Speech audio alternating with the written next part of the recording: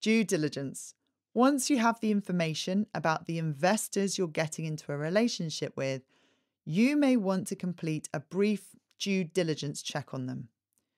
Due diligence is basically taking care or reasonable actions to ensure that you can secure or reduce damage to your property. In this case, the property is your business. If you're listening to this audio, then it's likely that you will want to take care. It's unlikely that you'll want to know as much as possible in order to do the right thing. It is unlikely you're a cowboy or a fraudster looking for a niche to manipulate or a loophole to get through. You therefore are likely to want your business to grow by dealing with honest and straightforward people in business and in life. However, the reality is, and we have seen it all, that people defraud their own families, solicitors run off with funds, and sometimes the spiritually superior falsely accuse others of dishonesty for their own financial gain. It is difficult to know who to trust in business. It is rare, in my opinion, to trust somebody who deliberately intends to screw you over. Usually those wheeler-dealer types are peddling snake oil or their equivalents, and most of us have the common sense to stay well away. In my experience, you don't actually get dishonest people. Just sometimes people's circumstances change significantly and they realise that a deal that used to be right for them is no longer. The older generations tell us about the time when you could shake hands and that would be a person's word. But we all know that there were rascals and scoundrels even then who were out for a quick buck. You obviously can't guarantee that somebody is honest from the first interaction, and you can't always look someone in the eye and know exactly what type of character they have. Character is demonstrated by someone's actions. It's not always reflected in their words, assurances, and intentions that they offer to you. Trust has to be earned through action, and that can only be demonstrated over time.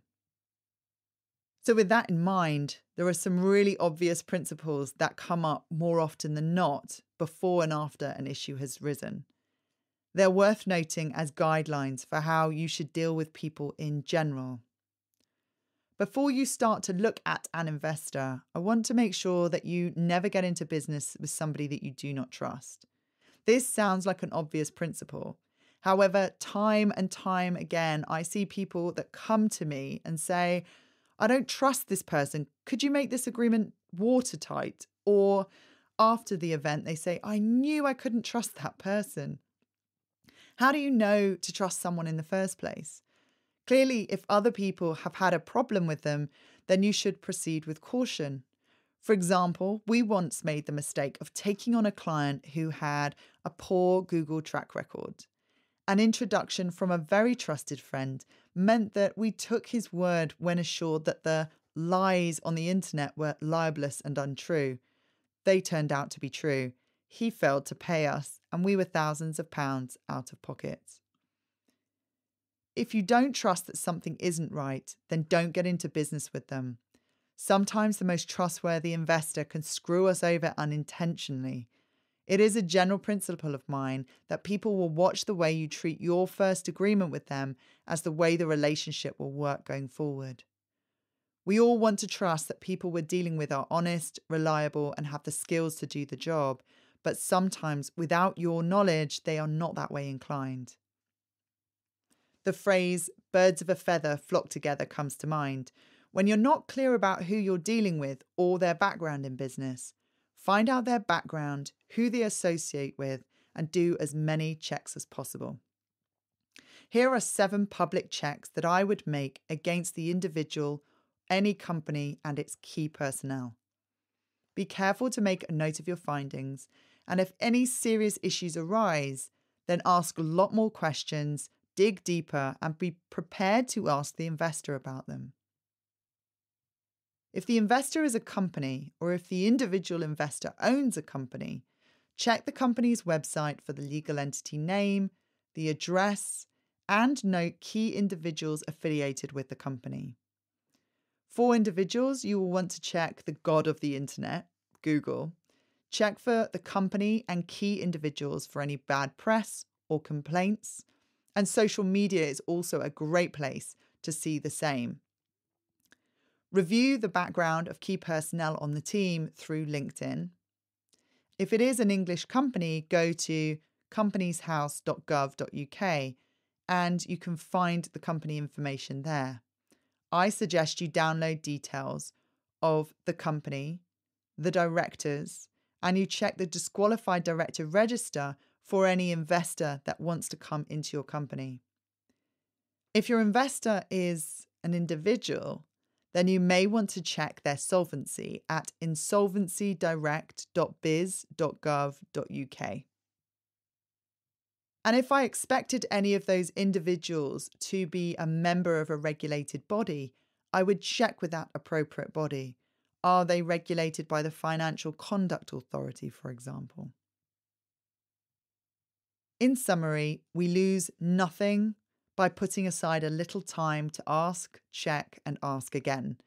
We certainly cannot guarantee that any investor isn't going to let us down in the future, but we can be more sure from the outset that they haven't let us down yet. We find that due diligence early on in a new investment relationships shows that you are serious about having a long-term relationship. And ultimately, if something is found, it may save you time, money, and a few sleepless nights in the long run.